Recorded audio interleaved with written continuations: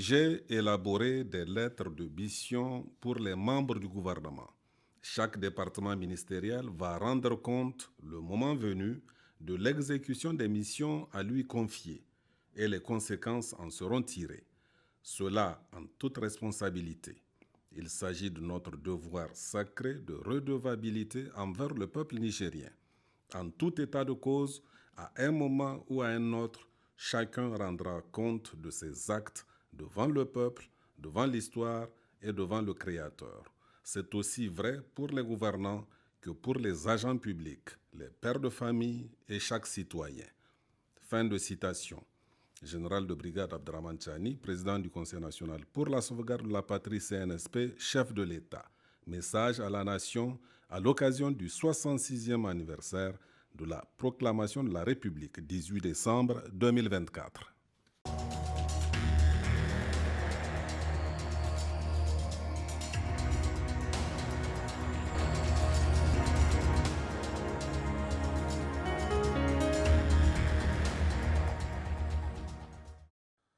Mesdames, Messieurs, bonsoir. Notre invité dans la série des entretiens avec les membres du gouvernement est le ministre de l'Enseignement supérieur, de la Recherche et de l'Innovation technologique, professeur Mamadou Seydou. Professeur, bonsoir et merci d'avoir accepté notre invitation où nous allons parler au cours de cet entretien de votre bilan à la tête du ministère de l'Enseignement supérieur, de la Recherche et de l'Innovation technologique. Un ministère où se repose l'espoir de toute la jeunesse estudiantine de notre pays qui aspire à une formation de qualité, mais qui, semble-t-il, fait défaut ces quelques dernières années, Monsieur le ministre, où on dit assez souvent, à tort ou à raison, que nos universités ne fabriquent que des chômeurs. Alors, Monsieur le ministre, pour commencer cet entretien, cette question, Monsieur le ministre, dans le domaine de l'enseignement supérieur, de la recherche et de l'innovation technologique sont très peu développés et connus dans notre pays. Pouvez-vous, dans un premier temps, présenter ces domaines et dans un second temps, nous en faire un état des lieux, au moins de ces grandes lignes?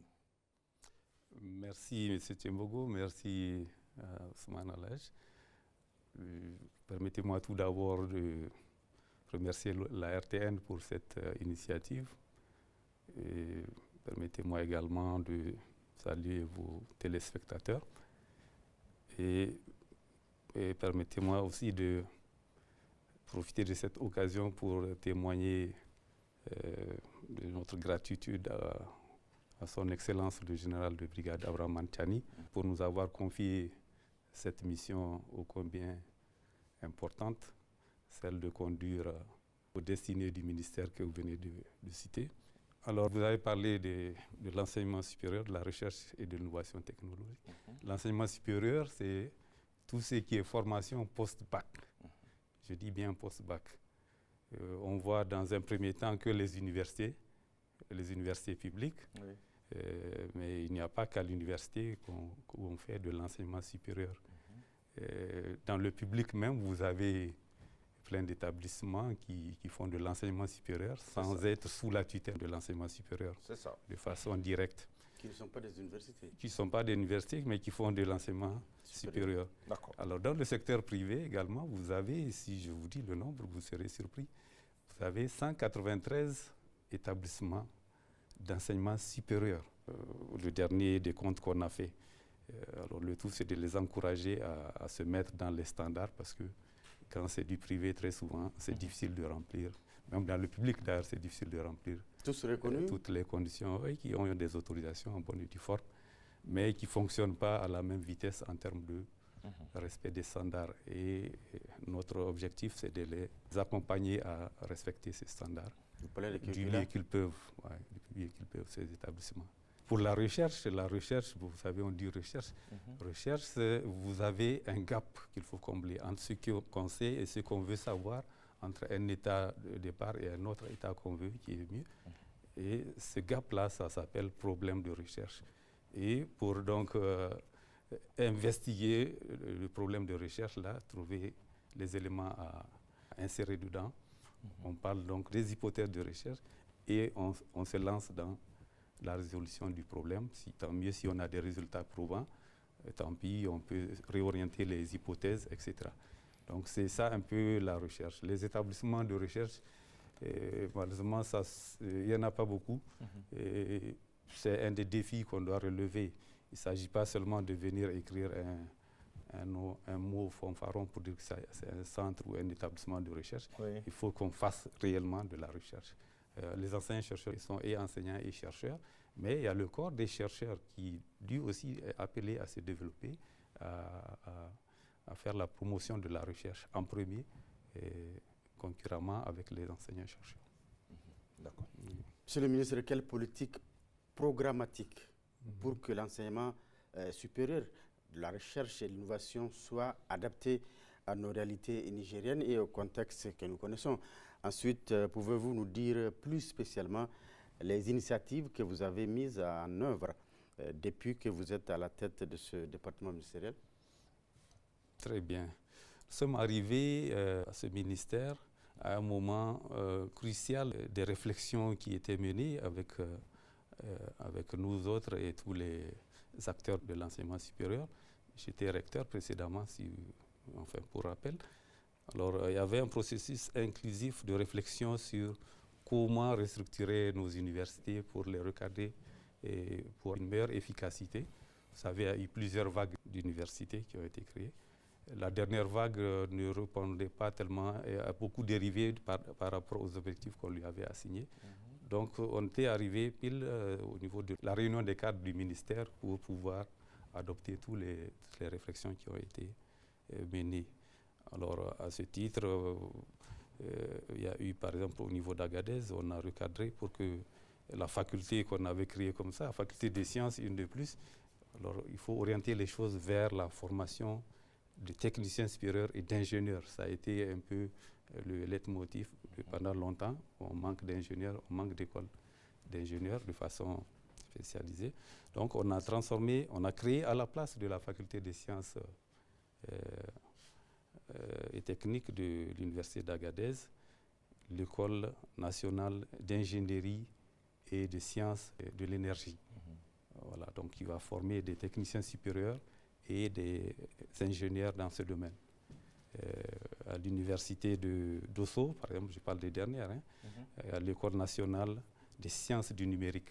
C'était la thématique qu'on avait assignée à cette université, l'économie numérique de façon plus générale. Donc ils vont former des ingénieurs et des techniciens supérieurs dans le domaine. À DIFA, c'est la faculté des sciences agronomiques et écologiques. Il y avait déjà un institut destiné à l'environnement. Donc on a recadré du mieux qu'on peut pour Tillabéri, qui est la 4e de cette série d'universités. C'est la faculté des sciences agronomiques et de technologie agroalimentaire. Puis c'était un peu la vocation qu'on lui avait donnée dès le départ, pour ne pas se disperser inutilement. Alors, il y avait un certain nombre d'instituts universitaires de technologie. Bon, ça faisait trop. On a érigé un des instituts en école supérieure polytechnique. On a pris celui de Maradi. Voilà, donc on a créé l'école supérieure polytechnique de Maradi, qui va former également des techniciens supérieurs dans plusieurs domaines et des ingénieurs également dans le domaine, voire des docteurs ingénieurs, puisque après l'ingénieur, le cycle d'ingénieur, on peut créer les conditions pour que certains ingénieurs qui sont bien compétents puissent faire le doctorat de l'ingénieur et venir renforcer le pool des encadreurs au niveau des écoles d'ingénieurs d'une façon générale. Donc ça, on l'a fait. Une autre dispersion de force qu'on a recentrée, c'est la filière pharmacie au niveau de Niamey. Alors ça fonctionne Kahin-Kahan, on essaie de renforcer pour qu'on ait une bonne école qui dans cette filière très sensible, qui ne peut pas se permettre de faire que des cours théoriques et puis disperser les choses. On a fermé progressivement les inclusions à Maradi. Il ne reste que 2 promotions, je crois la 5e et la 6e année. Et on a renforcé, aussi bien en capacité d'accueil qu'en personnel enseignant, la filière pharmacie ici à Niamey. Le dernier Conseil des ministres a permis la possibilité, donc, puisque un enseignant il est recruté pour une université donnée, dès la demande, il dit ça est adressé au recteur de l'université concernée. Donc il n'y a pas d'affectation comme ça. Donc on a créé une disposition, dans le détachement, les positions administratives, c'est le détachement qui peut permettre cela. En tranche de 5 ans, reconductible par tacite reconduction. Donc on n'a pas besoin d'aller refaire la demande de détachement un peu comme ce qu'on avait fait pour les praticiens des hôpitaux quand ils sont recrutés à la faculté des sciences de la santé. Ils font une seule fois la demande de détachement. Après, c'est reconductible tous les 5 ans sans rien faire, par tacite reconduction. Donc, c'est la formule qu'on a trouvée pour régler le problème. Donc, de ce point de vue, en termes de restructuration, c'est un peu la fin du processus. Il y a quelques-uns qui n'ont pas, avec ces réarrangements, les volumes horaires obligatoires qu'ils doivent assurer, les 150 heures de cours théoriques. Hein. On a l'impression, quand on dit 150 heures, c'est comme si vous faites 150 heures, le reste du temps vous partez, vous promenez. Non. Pour faire 1 heure de cours, il faut au moins 5 heures de préparation, etc. Et il y a les encadrements derrière, il y a tout un tas d'autres activités, il y a la recherche. Donc, ce n'est pas 150 heures et après on s'en va. D'accord. Voilà. La finalité de la recherche, ça prend du temps, mais c'est de trouver. Qu'avons-nous trouvé depuis plus d'1 an que vous êtes à la tête de ce ministère? Cette question, je la reformule autrement. Quelle est la production scientifique qui a été faite depuis ces 18 mois? Ça, il suffit seulement d'aller sur les moteurs de recherche. Vous allez voir ce que nos enseignants-chercheurs ont produit. La recherche... Quelques exemples emblématiques. On a produit plein de publications sur le virus de la COVID-19, par exemple, sur des bactéries qui nous préoccupent, comme le bacille de la tuberculose. Donc tout ça là, c'est disponible. C'est pas un truc grand public.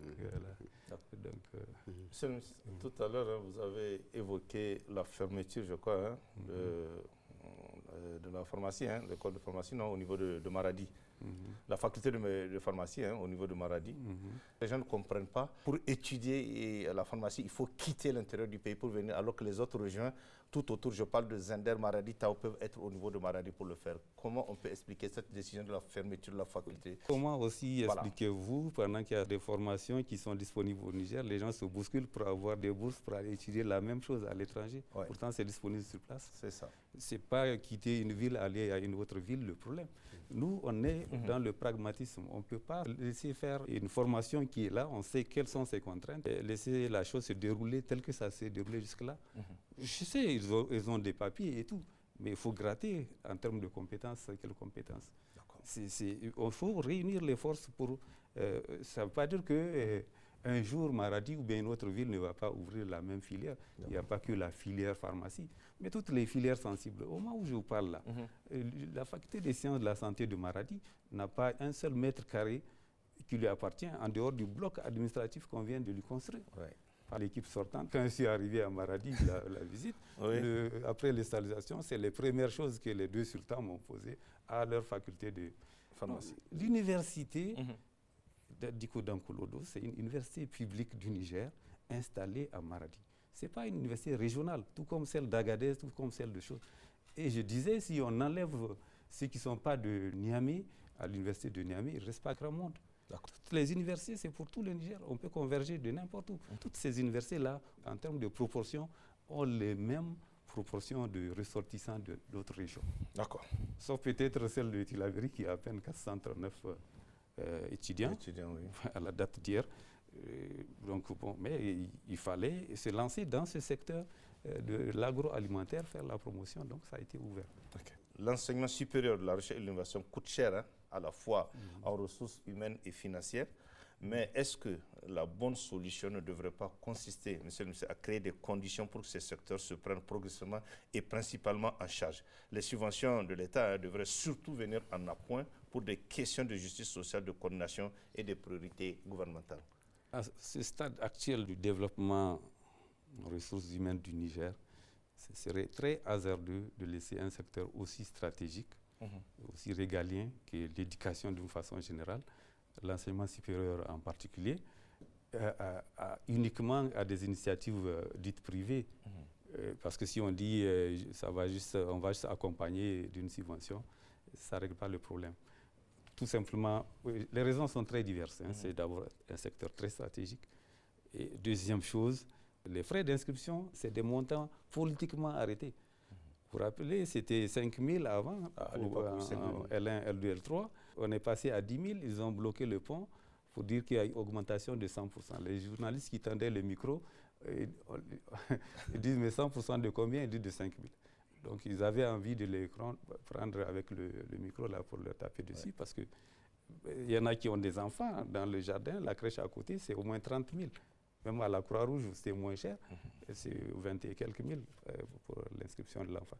Donc, c'est des montants symboliquement et politiquement déterminés, les frais d'inscription. Aussi bien à licence où c'est 10 000 qu'en master où c'est 50 000. On ne peut pas le faire au prix coûtant. Vous voyez, les 193 établissements privés dont je vous parle n'ont demandé qu'un appui symbolique de 200 000 par étudiant boursier de l'État. Non seulement c'est difficile, mais également, ils n'ont pas accès à ça à temps. Au moment où je vous parle, ils ont des arriérés d'environ 5 milliards 9, 2020, 2021, 2022, 2023. Ce n'est pas payé. Donc, ouais, il y a à peine 399 millions, je crois, dans tout ce gros montant de 5 milliards 9 qui ont été initiés. C'est en OV encore pour sortir son argent à l'autre côté. C'est tout un souci. Donc, on ne peut pas se permettre, pour l'instant, de faire comme ailleurs. Si vous voyez, aux États-Unis, pour parler des pays qui sont largement développés, c'est l'étudiant qui part prendre un crédit bancaire pour financer ses études et rembourser. On n'est pas à ce stade. Nous sommes dans une transition au sens le plus large en termes de développement humain où on ne peut pas se permettre cela. Sinon, très peu de gens auront accès à l'enseignement supérieur et s'il faut payer ça au prix coûtant, l'accès sera extrêmement difficile. Sans compter tous les taux que vous avez d'échecs multifactoriels qui viennent s'ajouter, le taux d'admission au bac, etc., etc. Donc pour l'instant, moi je ne suis pas pour cela. L'État n'a qu'à appuyer du mieux qu'il peut. Et il le fait du mieux qu'il peut jusque-là. Même s'il y a des arriérés, on est très regardant sur cela. Chaque fois qu'il y a la possibilité, on décaisse aussi bien pour l'aide sociale que pour la bourse elle-même, que pour la bourse d'excellence, que pour les frais de scolarité. C'est une programmation qui est faite et on essaie de faire les décaissements chaque fois que c'est possible. S'il n'y a pas que ce secteur. D'accord. Tout est prioritaire. Bien sûr. Monsieur le ministre, quelle stratégie et quelles mesures avez-vous initiées pour que l'enseignement supérieur, la recherche et l'innovation technologique soient un véritable facteur de développement socio-économique et culturel en termes de citoyenneté, de patriotisme, de changement de mentalité, de qualité des débats publics, de transformation sociale et économique et de création de richesses? Toutes ces thématiques que vous dites, aussi bien les trois composantes des universités, de l'enseignement supérieur, ont contribué à leur manière à tous ces aspects, citoyenneté, etc., patriotisme et tout. Si je prends les étudiants, je n'ai pas besoin de vous dire qu'ils sont au premier plan en termes de mobilisation. Les personnels administratifs et techniques, en leur manière également, ils ont contribué au Fonds de solidarité. Les enseignants-chercheurs également, non seulement au Fonds de solidarité, mais également, je les avais appelés à une réflexion sur une quinzaine de thématiques. Ces 15 groupes de travail ont eu à travailler vraiment de façon ardente. Ça aboutit à un document qu'on va verser aux assises. J'avais voulu que ça soit présenté au gouvernement un peu avant, mais bon, pour des contraintes de timing, ça n'a pas pu se faire. Mais le document, elle est là, consolidé, avec 15 thématiques, la contribution des universités. Vous avez la citoyenneté, vous avez la cohésion sociale, vous avez toutes les thématiques actuellement en vogue. Une quinzaine de thématiques, je ne vais pas les citer toutes ici. C'est vraiment un document issu de réflexions très, très profondes et qui peut vous permettre d'aller vite. Vous voyez, on a, comme par hasard, fixé les assises à 6 jours maximum. Donc ça permet d'aller très vite. Très vite, on va les répartir certainement. Il y a eu plusieurs sous-commissions, donc une sous-commission donnée peut prendre 2 ou 3 thématiques qui collent avec leurs choses. Et vraiment, vous verrez que ça va aller très vite. Plus, c'est également une autre réflexion qui s'est ajoutée à l'université de Tawa, lors du congrès international où vous étiez là-bas. Oui, bien sûr. Donc ça aussi, c'est des outils d'aide à la réflexion, à la décision pour nos autorités et pour les assises, tous ces rapports. Monsieur le ministre, cela fait plusieurs années que l'on parle des réformes du curricula. Qu'en est-il exactement? Qu'avez-vous initié pour que le contenu des programmes et la formation soient de qualité et en adéquation avec le marché de l'emploi d'une part, et d'autre part permettent à nos diplômés de l'enseignement supérieur de se prendre en charge et aller vers l'entrepreneuriat? En termes simples, que l'on ne forme plus des chômeurs à des coûts élevés, comme je l'ai dit en introduction, M. le ministre. Très bien. Vous savez, l'approche professionnalisation des filières a été une approche qui a été entamée il y a presque une dizaine d'années, où au lieu de faire que la formation théorique, là, qu'on cible des formations professionnalisantes qui collent avec nos priorités nationales, les besoins en termes de l'emploi, etc. C'est pour ça que quand on identifie des filières professionnalisantes, on fait un curriculum qui colle bien avec nos réalités terrain, un curriculum. Donc chaque filière a son curriculum, c'est-à-dire le contenu du programme à dispenser, c'est ça le curriculum. Quand c'est au pluriel, ça fait curricula, même au pluriel, on peut dire curriculum avec le dictionnaire. Chaque fois que de besoin, il y a de nouvelles filières qu'on insère, comme je vous ai parlé de la restructuration là, c'est pour réorienter ces 4 dernières universités sur les thématiques de départ, où vous avez des filières qui ont déjà été identifiées pour qu'on puisse essayer de faire les formations dans ce sens. Dès que les personnes sortent, elles peuvent aller dans la production à leur propre compte ou bien travailler pour autrui. Toutes ces universités-là sont censées redémarrer avec ces nouvelles filières professionnalisantes qui permettent pas de garantir l'emploi, d'être le plus proche de l'emploi possible, parce que la capacité n'est pas illimitée, quel que soit le secteur que vous prenez, que ce soit le secteur public ou le parapublic ou privé. Même l'auto-emploi, les conditions sont telles que la surface financière ne vous permet pas de faire quelque chose d'extraordinaire pour employer des gens. Puisque même quand vous faites votre propre entreprise, vous devez pouvoir employer aussi des collègues ou en tout cas des jeunes d'un niveau plus bas peut-être, mais dans le même secteur. C'est assez compliqué. C'est le tissu économique qui commande tout ça. Oui. Pour notre bonne information, pouvez-vous nous dire combien d'établissements d'enseignement supérieur nous avons au Niger? Et enfin, quel est le mécanisme avez-vous mis en place pour un vrai dialogue dans le secteur? En d'autres termes, quels sont vos rapports avec vos partenaires de l'enseignement supérieur? Je parle ici notamment des efforts du gouvernement dans le paiement des bourses et autres subventions. En termes d'établissements d'enseignement supérieur public, nous avons les 8 universités du pays que vous connaissez. La 9e, c'est l'université virtuelle du Niger. Il y a l'université islamique au Niger, on a fait un mémorandum d'entente. Oui, donc ça aussi, à l'instar des 3 autres du monde islamique que l'OCI avait créé, elle aussi, elle est appelée à être restituée au Niger, tout en gardant bien sûr les 2 facultés phares qui ont motivé sa création, c'est-à-dire la faculté de la charia, je parle de l'OCI, et la faculté d'études arabes et islamiques. Elles vont rester, mais les autres facultés ou les autres structures de formation qui ont été initiées à l'intérieur de cette université, qui répondent aux standards des universités publiques, doivent être sur les mêmes normes, administrées de la même façon. Donc ça fait une dizaine d'universités publiques. Maintenant, vous avez les établissements publics qui ne relèvent pas de l'université, mais qui font de l'enseignement supérieur. Si je prends les NSP, toutes les NSP, c'est avec le bac maintenant. Il y a quelques, peut-être, filières résiduelles d'agents de santé de base, peut-être qu'on continue à former. Mais c'est essentiellement avec le bac qu'on entre là-bas. Donc, pratiquement chaque région a son école nationale de santé publique. Donc, c'est des établissements d'enseignement supérieur public. Il y a l'ESCOM, il y a un certain nombre d'établissements, même à côté d'ici, qui font l'enseignement supérieur. Maintenant, pour le privé, c'est comme ce que j'avais dit au départ. Nous avons recensé 193 établissements qui font de l'enseignement supérieur, parfois couplés avec le niveau moyen, mais qui sont fichés comme faisant de l'enseignement supérieur. Nos rapports avec ces établissements privés, c'est encore une fois les accompagner pour qu'ils se mettent au standard d'un établissement d'enseignement supérieur. Nous avons une agence qu'on appelle l'Agence nationale d'assurance qualité, la NACSUP du supérieur, qui est là pour les accompagner, les sensibiliser d'abord. Il y a eu plusieurs vagues. Ils sont demandeurs, hein, ces responsables d'établissement, de cette sensibilisation pour que, in fine, qu'ils se mettent aux normes et standards de prestations dans le domaine de l'enseignement supérieur.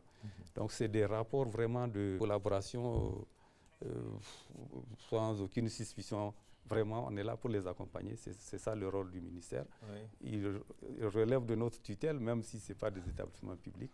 Mais on est là pour les encadrer. C'est nos enfants qui sont là-bas. Donc, en termes de chiffres, peut-on avoir au moins l'idée de ce que nous avons comme effectif, au moins dans le secteur public? Dans le secteur public, nous avons, en termes d'étudiants inscrits au Niger, 75 550 étudiants. Les 2 tiers sont inscrits à l'université Abdou Moumouni. Oui, ici à Niamey. Voilà, à la seule université là. Les derniers effectifs, je vous disais, c'est Tillabéri et Difa, c'est normal, c'est moins de 500 personnes. Dans le privé, tous ces 193 là mobilisent en termes d'étudiants 29 418, je crois.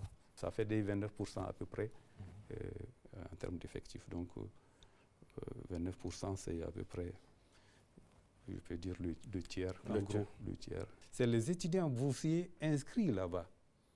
Je ne parle pas des étudiants qui partent à titre personnel s'inscrire. Ça, on n'a pas. L'ANAB, l'Agence nationale des bourses, qui donne ces chiffres. Donc, ils contribuent vraiment pour un tiers à l'effort de formation. C'est important qu'on s'occupe de leur encadrement pour mieux faire. Et qu'on pense aussi à éponger leurs arriérés, ce qu'on est en train de faire. 75 000 étudiants boursiers, c'est énorme pour l'État. Vous avez les moyens pour payer toutes ces bourses-là? Comment ça se passe concrètement? Bon, on les fait au rythme. En réalité, ce qu'on a payé comme stock d'arriérés dépasse largement ce qu'on aurait pu payer durant les mois qu'on a passés aux affaires. Mais on ne peut pas sauter les arriérés. Bien sûr. On le fait. Donc, franchement, on n'a pas trop à se gêner pour ça, mais l'effort continue. Actuellement, c'est l'aide sociale qu'on est en train de payer pour l'année passée et on reviendra sur les bourses très progressivement. L'essentiel, c'est d'avoir de l'argent qui circule, comme je leur dis chaque fois. Bien sûr. On a des rapports très courtois, aussi bien avec les syndicats des étudiants qu'avec les autres syndicats, qu'avec le groupement des structures du privé qui n'ont pas un seul groupe, donc ils ont leur affinité. Mais on a créé un cadre d'échange avec tous ces établissements du privé. C'est assez particulier les problèmes qu'on gère. Et du côté de l'enseignement public, ça aussi, on n'a pas de souci du tout. Les portes sont grandement ouvertes avec les différents syndicats. Vous avez parlé de 5 milliards d'arriérés que l'État doit verser. 5 milliards 9. 5 milliards exactement de façon précise aux établissements privés de l'enseignement supérieur. Qu'est-ce qui est en train d'être fait maintenant pour un peu en temps vers le dégel de cette situation? On avait fait un OV pour 399 millions pour l'année 2021. Donc on commence doucement et on verra très progressivement.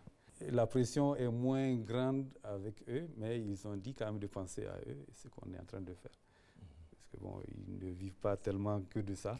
Bien sûr. Par rapport à une aide sociale qui n'est donnée qu'une seule fois dans l'année pour un étudiant, c'est 150 000. Le choix est facile à comprendre. D'accord. Monsieur le ministre, on parle de plus en plus de contrats de performance au sein des universités publiques de notre pays. Qu'en est-il? Pour parler de contrat de performance, il faut que l'établissement en question ait un plan stratégique. Et pour avoir un plan stratégique, il faut avoir fait l'auto-évaluation. L'établissement fait son auto-évaluation. On fait une évaluation externe. C'est avec les 2 évaluations qu'on fait ce plan stratégique qui est suivi de plan opérationnel avec des objectifs bien clairs. Alors, un contrat de performance, l'État peut dire tel objectif, on vous donne les ressources, entièrement les ressources que vous avez demandées pour le faire. Parce que quand vous faites le plan opérationnel, c'est chiffré, tout. On vous donne cet argent, vous allez rendre compte à des périodicités bien précises et on va voir le niveau de réalisation de l'objectif ou des objectifs qu'on a retenus dans le cadre du contrat de performance. Okay. Alors, ça peut être l'argent donné directement par l'État lui-même, ou bien l'État a accompagné l'établissement en question pour trouver les ressources pour atteindre ces objectifs qui ont été identifiés. Je vous donne un exemple type de contrat de performance qui a très bien marché d'ailleurs. C'est les centres d'excellence. J'ai inauguré avant-hier le bâtiment du CERP, le centre régional de production pastorale à la faculté d'agronomie, il y a un autre à l'école normale supérieure, un troisième à l'école des mines. C'est un peu ce format. L'État nous a couvert, entre guillemets, en tout cas est passé devant pour qu'on ait ce financement de la Banque mondiale. Mais ce n'est pas un financement comme ça, on vous donne l'argent, vous faites comme vous voulez. Ça a répondu à des règles bien précises. Vous faites, on paye, vous faites, on fait. Et on évalue la performance du truc. Ça va finir le 30 juin prochain. Et c'est un exemple type de contrat de performance où l'État a accompagné un établissement ou un groupe d'établissements pour avoir les ressources pour atteindre des objectifs clairement identifiés dans le cadre d'un plan stratégique. Quand nous on est venu, l'IAM est en fin de plan stratégique. Voilà. Donc d'autres ont eu à faire un plan stratégique dans la précipitation, sans évaluation externe, juste sur la base de leur auto-évaluation. Ah, nous on a ça, nous on a ça. Non, il faut faire les choses dans les normes. J'ai inscrit pour que toutes ces structures aient leur plan stratégique, avec l'accompagnement de même la direction des études et de la programmation. Ils sont qualifiés pour aider pour ces genres de choses. C'est des planificateurs. Nous avons l'ANACSUP qui est là et très disponible pour les faire. Ils vont tous avoir leur plan stratégique, leur plan opérationnel. Et à partir de cela, où c'est l'État lui-même qui dit bon, tel objectif, tel objectif, tel objectif. Je vous donne tous les moyens, mais je veux une performance maximale sur ces points. Bon, si moi je devais peut-être dire, allez, régularisation des années académiques, bon, là c'est multifactoriel, ce n'est pas une seule action qui régularise. Il suffit seulement qu'il y ait un mot d'ordre, bon, voilà, les cours sont perturbés. Mais c'est l'objectif idéal pour un contrat de performance. Mais malheureusement, il ne peut pas se faire de cette façon. Mais d'autres, on peut trouver des objectifs qu'on peut identifier pour faire ça sous forme de contrat de performance en bonne et due forme pour un établissement public, puisque ça s'adresse essentiellement aux établissements publics. Et en cas de manquement, qu'est-ce qu'il fait? Vous démissionnez ou en tout cas vous avez la... C'est arrivé souvent? Non, ce n'est pas arrivé. Voilà. Il n'y a pas eu de contrat de performance au sens où je suis en train de vous le décrire, qui est la vraie version du contrat de performance. Et le seul que je vous ai cité, qui est un exemple type, c'est celui des centres d'excellence, qui a bien marché. Donc on est en train de faire sur les phases de clôture et le Niger est très bien placé. Au niveau des autres pays, on n'était pas les seules universités à avoir compétit au niveau de la Banque mondiale. Je ne vais pas me vanter, on est même premier. Cela fait plus de 10 ans que nous avons adopté le système LMD. Et en termes de bilan, qu'est-ce qu'on peut dire? Est-ce que, quelque part, le système LMD ne participe pas à des prolongations des années universitaires? D'ailleurs, pendant une certaine période, la normalisation des années académiques a été un grand sujet de préoccupation. Qu'en est-il aujourd'hui? Le système LMD a ses contraintes. On s'est réveillé un beau matin pour dire, un mois d'août, décider qu'à partir de telle date, c'est le système LMD. Il y a des préalables. Les préalables, c'est quoi? C'est s'assurer qu'on a le personnel enseignant minimum qu'il faut, on a les infrastructures minimales qu'il faut, etc., etc. Vous êtes programmé pour faire un cours, vous venez, il n'y a pas de salle. Mais ceci dit, ce n'est pas ça qui est à la base des années qui se prolongent. C'est multifactoriel. Le système LMD, c'est le meilleur système, si vous voulez, en termes de gestion académique. Vous voyez, vous avez, au lieu de faire annuel, on est par semestre. C'est la semestrialisation des enseignements. C'est 2 semestres, ce n'est pas des semestres de 6 mois, sinon il n'y aura pas de vacances. C'est 5 mois en gros. Le premier semestre, qu'on appelle semestre impair, va de septembre à fin janvier, y compris l'évaluation. Ensuite, le deuxième, de février au 30 juin. Donc, juillet, août, c'est les mois de vacances pour les étudiants, théoriquement. Voilà, bon. Ça, même pour respecter ça, on peut faire un calendrier du 1er septembre jusqu'à la veille des évaluations, mais pour que ça soit respecté, il faut que chacun joue son rôle. Il y a des mots d'ordre de toutes sortes. à tout moment. Et quand on revient, on reprend là où on s'est arrêté. Bien sûr. Aussi bien c'est les enseignants que si c'est les étudiants qui bougent. Ce sont ces contraintes-là du premier niveau.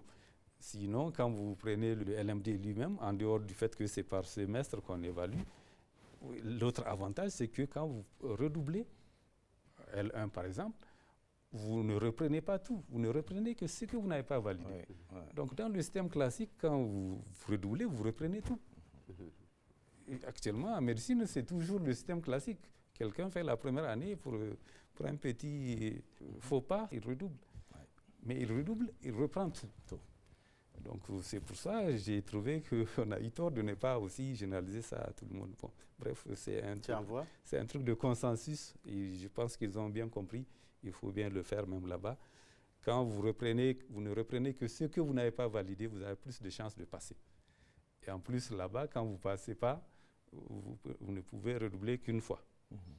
Et, entre la première et la deuxième année, on ne redouble qu'une fois. Sinon, quand on redouble la première année, on ne peut pas redoubler la deuxième année. Donc, vous voyez. Alors que si c'est le LMD, vous capitalisez ce que vous avez déjà validé. Vous avez plus de... C'est aéré. Ça permet de mieux préparer et de passer sans problème.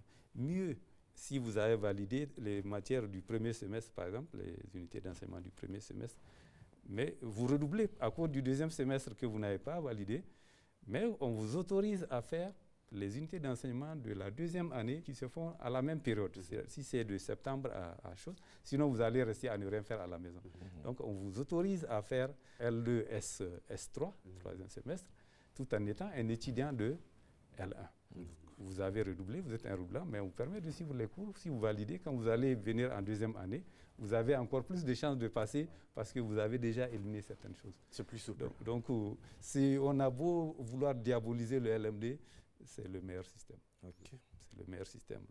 C'est la rigueur qu'il faut mettre pour respecter les fondamentaux du LMD qu'on doit s'atteler à créer. Donc pas assez d'espoir pour la normalisation? Non, la normalisation, non, ça c'est autre chose encore. La normalisation des années académiques, c'est lié plutôt au débrayage multiple qui ont fait que donc, et le gros paquet, c'est le cycle licence, L1, L2, L3, puisque les masters et autres, on peut commencer à n'importe quel moment. C'est moins grave que le gros paquet niveau licence, L1, L2, L3.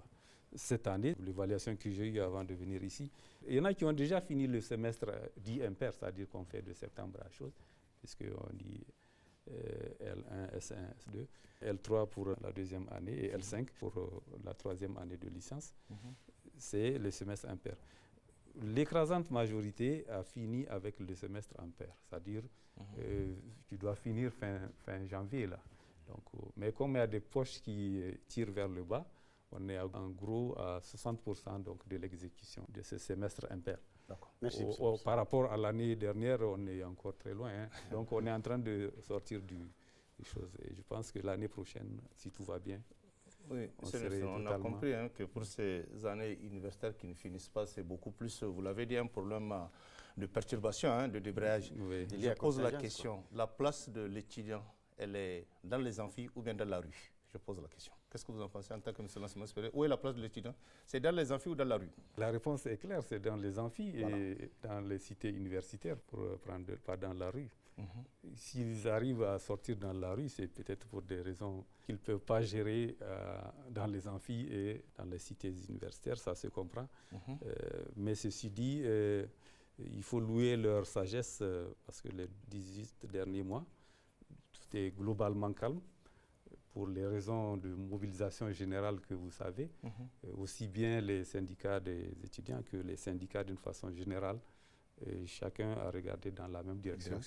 Et tant mieux pour le Niger. Depuis le 26 Absolument. Il y a quelques petits soubresauts à Ottawa et je ne sais pas c'était où encore à Zender, mais ce n'est pas significatif du tout. Globalement, tout le monde regarde dans la même direction. Et ça ne veut pas dire que le comité interministériel chargé de négocier avec les partenaires sociaux se frotte les mains. On échange avec les partenaires sociaux et à tête reposée, on verra qu'est-ce que on peut valider comme proposition au sein de leurs revendications. Un syndicat a toujours des revendications. Bien sûr. C'est pour ça qu'il existe, défense des intérêts matériels et moraux.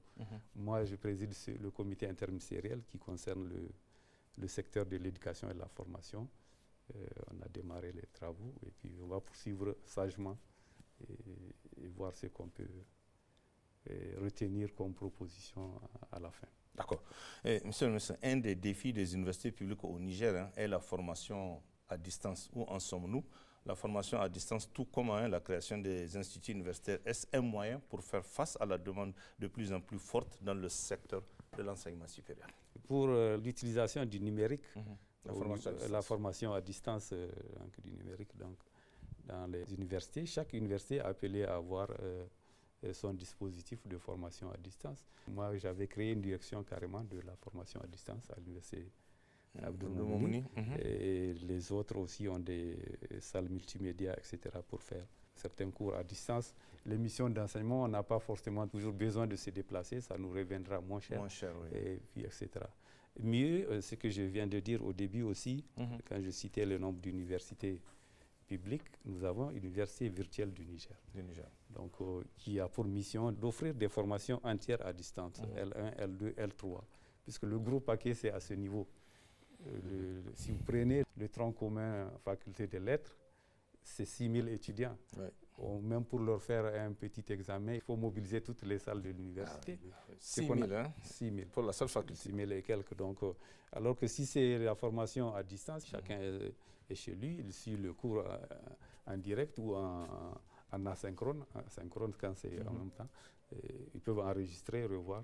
Ils ne peuvent se connecter que sur le cours de leur niveau. Première année sociaux, par exemple, donc vous avez le code qui vous permet d'accéder à ce cours quand c'est programmé. Maintenant, quand il s'agit de faire des évaluations, on peut mobiliser les établissements publics pour mettre à contribution les responsables de ces établissements pour surveiller. Ça permet de gérer le maximum d'étudiants. C'est destiné à cela, l'université virtuelle. Si vous prenez celle du Sénégal ou du Burkina à côté, l'université virtuelle a presque autant d'étudiants que l'université mère, Joseph Kizerbo ou bien Cheikh Anta Diop. Parce que les étudiants, vous n'avez que leur nom et leur identifiant dans vos locaux. Chacun, c'est quand ils viennent seulement remettre le document physique de leur inscription. Je profite pour parler des faux documents, allant jusqu'au faux diplôme. Il y a beaucoup de faux diplômes, c'est dommage. C'est pour ça que moi j'invite vraiment sur ce plateau tous ceux qui ont des personnels à recruter à demander l'authentification des diplômes. Nous on le fait pour les diplômes qui sont délivrés à l'étranger. On nous demande des authentifications ici, on le fait. Et il y a un dernier truc à la Soraz, les gens ont mis des faux diplômes. À la Soraz. Mais nous, dès qu'on détecte, paf, on balance acquis de droit. Et ça, c'est très mauvais. C'est un domaine où ça prolifère vraiment. Le faux diplôme. Il suffit seulement de creuser, on va en trouver. Autre chose dans le même sens, c'est-à-dire les gens sous réserve, ils arrivent jusqu'en terminale, ils n'ont pas de BPC. Ils font, puisque pour le bac, on ne demande que la scolarité de la terminale. Et tout. Donc ils s'inscrivent au bac, ils n'ont pas le BPC. Ils n'ont pas le bac, ils s'inscrivent par défaut pour faire BTS de je ne sais pas quoi. Voilà, ils continuent jusqu'à... Ils ont le BTS, ils disent, bon, L3, ils veulent pour avoir la licence. Donc ils ont jusqu'à la licence, sinon le BPC, ni bac. C'est pour ça, nous, pour cette année, on a filtré. On ne peut pas faire le bac sans mettre le diplôme de BPC. Ça nous permet de filtrer. Et d'autres choses, le deuxième filtre, c'est justement faire en sorte que ceux qui sont champions dans ces faux diplômes-là, qu'ils puissent être détectés à l'occasion d'un recrutement, parce qu'on va demander l'authentification des trucs. Monsieur le ministre, il est assez souvent fait un classement des universités africaines et l'on constate malheureusement que notre pays occupe toujours un rang qui demande à être rehaussé. Que fait votre département ministériel dans ce sens? Ça ne me dit rien, les classements Shanghai, classement des universités. Non, ce n'est pas ça notre problème. Nous, on a des préoccupations, on a des objectifs identifiés, on veut les atteindre, point barre. Le jour où on sera dans les conditions pour que, de par la production scientifique de nos anciens chercheurs et chercheurs, ça s'impose à nous, on le fait, il n'y a aucun souci. Ça ne nous empêche pas de travailler. Ça ne nous empêche pas de travailler. D'accord, monsieur. On n'a pas de complexe à faire par rapport à ça. Ok. Monsieur le ministre, il se pose à la fois le problème des effectifs des enseignants, des infrastructures et des moyens de transport dans l'enseignement supérieur et dans nos universités publiques en particulier. Quelles mesures et quelles politiques envisagez-vous pour y faire face? C'est déjà envisagé ces mesures et ces politiques. S'agissant des infrastructures, on avait retenu un certain nombre d'étapes pour l'université de Niamey et les universités de deuxième génération, Tawa, Maradi et Zender. Là, on vient de lancer ce qu'on a lancé avant-hier à l'université pour un volume en termes de places assises de 6 000 places, des amphis de 2 000, 2 000, de 500 et des laboratoires pédagogiques. D'accord. Côté académique, côté campus social aussi, des dortoirs, 1200 places qu'on peut modifier pour que ça soit le double, 2400 places. 2400, oui. Ça dépasse déjà la capacité actuelle depuis 1971 à aujourd'hui, c'est 2035 places. Donc là, on a plus que doublé et quand ça va finir. Donc ça, c'est pour Niamey. Et si les conditions le permettent, la deuxième étape, c'est de faire des amphis de 1000 places au niveau de Zender, Maradi et Tawa. Ça, c'est les choses à court terme. À court terme. Les moyens de transport, on a aussi programmé l'acquisition des bus. Ça, c'est une promesse ferme du chef de l'État. Il y aura une centaine de bus de 70 places et une centaine également de bus de 35 places. Ce n'est pas tellement minibus, puisque les minibus, c'est les HIAS de 19 choses, mais ce n'est pas si mini que ça, 35 places. Donc, c'est des bus de 35 et des bus de 70 places qu'on aura. Et le gros défi, tout comme celui de... Cette année? Oui, le marché va être signé incessamment. Le gros défi, je disais, aussi bien pour les bus que pour les infrastructures, c'est l'entretien. L'entretien. C'est l'entretien. La situation des bus actuels ou même des cités universitaires, ça laisse à désirer. Donc il faut que et les utilisateurs et les responsables puissent avoir un regardant sur l'hygiène et la salubrité et l'entretien du point de vue maintenance préventive et maintenance curative pour ces bus. Les universités sont dotées de garages pour l'entretien de leur parc automobile? En réalité, non. Il n'y a que l'université de Niamey qui avait un garage chose. Ceux qui les animaient s'occupaient plus de leurs affaires que des bus, des choses. Donc c'est plutôt des sous-traitances en ville. C'est même mieux comme ça parce que il y avait un centre de maintenance quand vous partez là en face de l'école normale pour Niamey.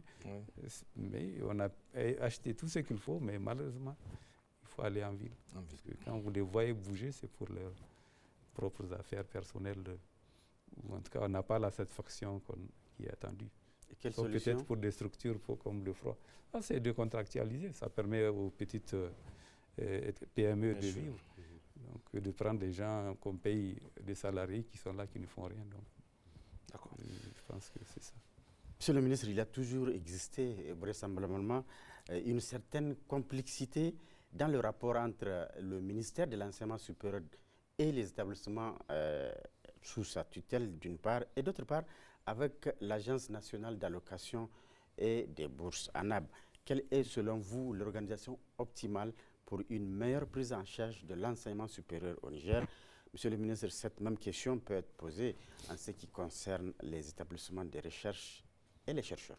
S'agissant du niveau central d'abord, il y a deux grandes directions générales. La direction générale de l'enseignement supérieur et la direction générale de la recherche et de l'innovation technologique, parce que ça va de pair ces volets.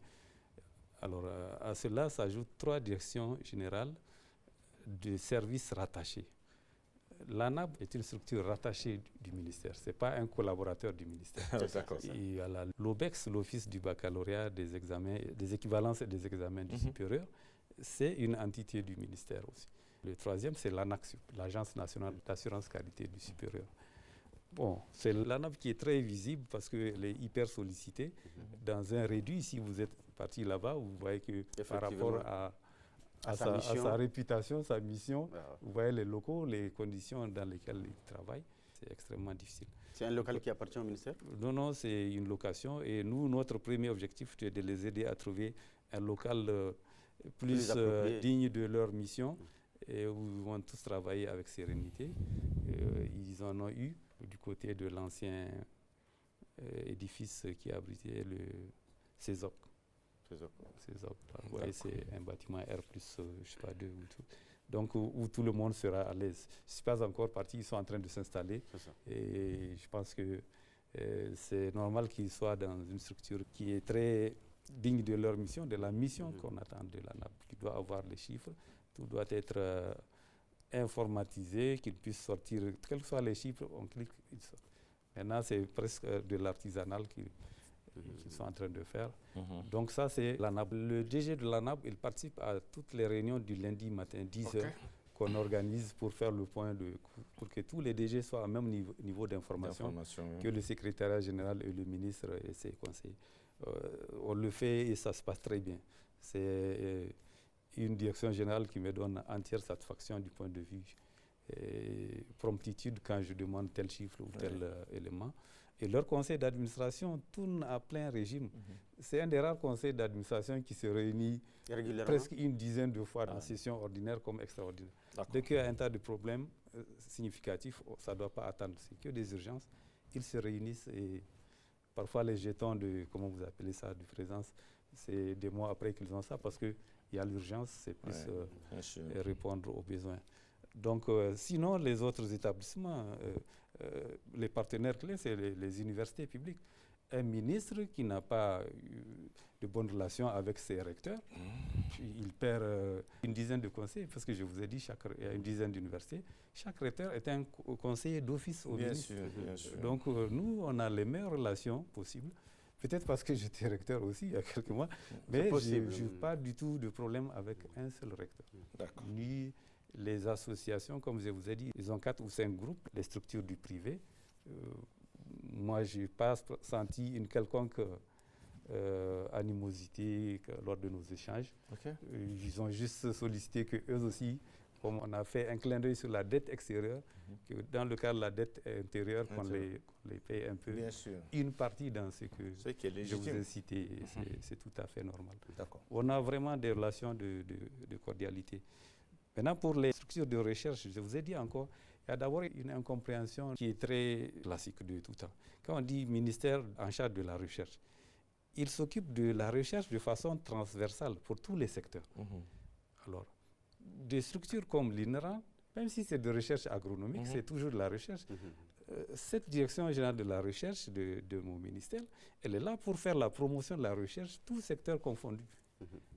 Et j'ai bien aimé qu'il ait postulé aussi à ce fonds d'appui à la recherche scientifique et à l'innovation technologique. C'est un fonds qui a fait l'objet d'une réforme pour qu'il soit vraiment le plus opérationnel. C'est un fonds compétitif qu'on donne à tous les porteurs de projets de recherche qu'ils soumettent. Donc on a créé un comité scientifique et technique pour examiner les projets de recherche et essayer de voir s'ils ont une portée intéressante par rapport à nos préoccupations nationales. Et avant de lancer cela, nous avons fait un atelier de mise à jour des besoins en matière de recherche du Niger, secteur par secteur, et on a fédéré pour voir les thématiques prioritaires sur lesquelles le fonds-là qui sort du budget de l'État puisse être utilisé à bon escient dans le cadre des vraies priorités nationales en matière de recherche. D'accord. Monsieur le ministre, un mot sur l'année académique en cours dans toutes les universités du pays, car on ne peut pas quand même finir cette entretien sans vous demander comment se passe l'année académique dans toutes ces universités aujourd'hui, à l'heure actuelle. Bon, à l'heure actuelle, ça se passe comme je vous ai dit, le plus calmement possible. Il y a le passif de l'année dernière qu'il faut absorber et aller de l'avant. On n'aura peut-être pas le 30 juin 100% des cours et des évaluations terminées, mais l'essentiel de ces cours et de ces évaluations seront terminés à cette date. Inch'Allah. D'accord. Monsieur le ministre, nous sommes dans l'AES, comme vous le savez, et comme nous l'avons tous souhaité d'ailleurs. Quelles sont les initiatives dans le cadre de notre confédération en ce qui concerne bien entendu l'enseignement supérieur, la recherche et l'innovation? Oui, les deux collègues du Burkina et du Mali, on est en concertation permanente à toutes nos rencontres auxquels nos pays participent en tant que membres des organisations régionales, notamment le CAMES, nos écoles inter-États lors des conseils d'administration. C'est prévu en juin, mais on a décalé pour le mois de juillet, mi-juillet, une grande rencontre avec les différents responsables de ces institutions d'enseignement supérieur et de recherche. Oui. Et nous avec, pour voir qu'est-ce qu'on peut partager comme bonne pratique, comme projet commun, comme harmonisation des actes, des habitudes. Et ça nous permettra de tirer profit pour éviter de répéter les erreurs des uns et des autres. Auparavant aussi, on a participé à la session stratégique sur l'enseignement supérieur tenue à Moscou, où nous avons bénéficié de toutes les présentations des universités de la Fédération de Russie sur les potentialités qui s'offrent à nous, les possibilités. Et ça nous a permis de venir susciter l'intérêt pour nos bacheliers et ceux qui ont la licence de postuler à ces formations avec la bourse russe. Parce que c'est sur le site qu'on remplit les formulaires et qu'on candidate, et c'est eux qui évaluent et qui donnent les résultats. Mais par contre, c'est l'information qui manquait pour nous. Donc on a porté l'information au niveau de nos pays. Et si vous avez remarqué, le nombre de boursiers cette année a beaucoup évolué. Pour la Russie, on a une 60aine d'emblée sur des choses de pointe qu'ils ont validées. C'est eux qui traitent et nous envoient les résultats. Donc ça se passe très bien entre nous. On a beaucoup de projets d'harmonisation des actions avec les deux. Ces deux collègues aussi qui, comme par hasard, étaient des recteurs. Donc ça facilite beaucoup les rapports. D'accord. Monsieur le ministre, avez-vous mis en place un cadre approprié de mesure de résultats et d'appréciation de la performance des actions au niveau de votre département ministériel? En effet, ça c'est un truc d'ordre général. Depuis que le Niger a opté pour l'approche programme, nous on développe le programme 108, 109 et 110 qui concerne le développement de l'enseignement supérieur, le développement de la recherche et de l'innovation technologique et le pilotage et l'administration du ministère. Donc tous ces trois programmes ont leur projet d'atteinte des performances, donc avec des indicateurs bien identifiés qu'il faut suivre et ça permet d'évaluer les actions, comment ça se passe à tout moment. Et ça restaure la DEP dans toutes ces missions, puisque les DEP eux-mêmes parfois ne comprenaient pas quel est leur rôle. Mais là, ils ont au moins une mission de planification. Je vous ai dit, notre DEP, il appuie même les universités de l'intérieur qui le sollicitent pour avoir ce budget programme. Et donc, et même dans l'auto-évaluation, donc avec l'ANACSIP, l'Agence nationale d'assurance qualité du supérieur. L'approche évaluation d'indicateurs, c'est ça qui nous permet de suivre pas à pas où est-ce qu'on va, est-ce qu'on est dans la bonne voie, etc. D'accord. Voilà, un dernier mot, monsieur le ministre, avant de nous séparer. Le dernier mot, c'est encore une fois, j'appelle tous les acteurs de l'enseignement supérieur et de la recherche, bien sûr, à continuer à œuvrer pour la sérénité qui nous a toujours caractérisé depuis le début. Et bien sûr, les problèmes, ça existe, on peut les résoudre dans le dialogue. Le dialogue, c'est le maître mot. Il faut l'avoir en permanence en tête et pour le plus grand bien de tous. Nous sommes pour l'action publique, donc ayons ça à l'esprit. D'accord. Merci. Merci, monsieur le ministre, vraiment pour cet entretien. Merci beaucoup. Bien. Mesdames et messieurs, c'est la fin de cet entretien. Merci de l'avoir suivi et nous allons poursuivre cette série d'entretiens avec les différents ministres tout au long de la semaine. Excellente soirée à tous. Au revoir.